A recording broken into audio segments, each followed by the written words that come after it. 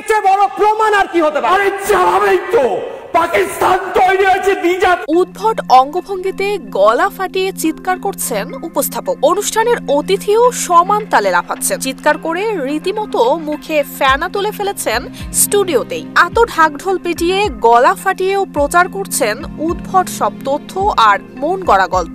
সেই তালিকায় ভারতের রিপাবলিক বাংলার নাম এখন শীর্ষে, যাদের অপপ্রচারে ভারতীয়রাও রীতিমতো অতিষ্ঠ।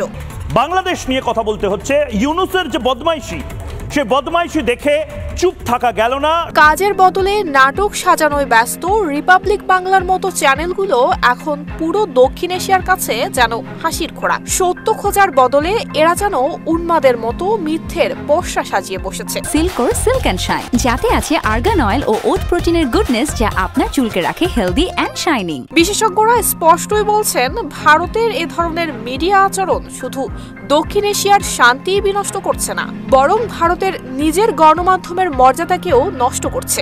মিথ্যা প্রচারে আজ তারা নিজেদেরই চরম হাস্যকর করে তুলেছে। ভারতীয় টেলিভিশন চ্যানেল রিপাবলিক বাংলার সংবাদ উপস্থাপক এবং সাংবাদিক ময়ূক রঞ্জন ঘোষ তার বিতর্কিত সংবাদ উপস্থাপনের জন্য বরাবরই সমালোচিত হয়েছে। এমনকি বাংলাদেশের রাজনীতি নিয়েও মিথ্যা তথ্য উপস্থাপন করে নেতিবাচক পরিচিতিও পেয়েছেন।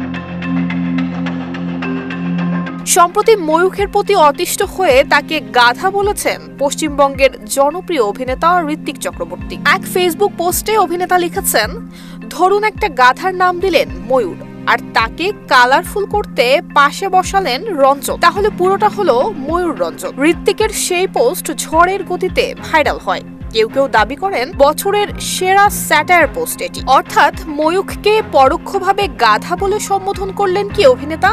এমন প্রশ্ন এসেছে অনেকের মনে। এছাড়া সম্প্রতি কাশ্মীর ইস্যুতে অপপ্রচারের জেরেও নেটিজেনদের সমালোচনার তোপের মুখে পড়েছে রিপাবলিক বাংলা সহ ভারতীয় বেশ কয়েকটি সংবাদ মাধ্যম।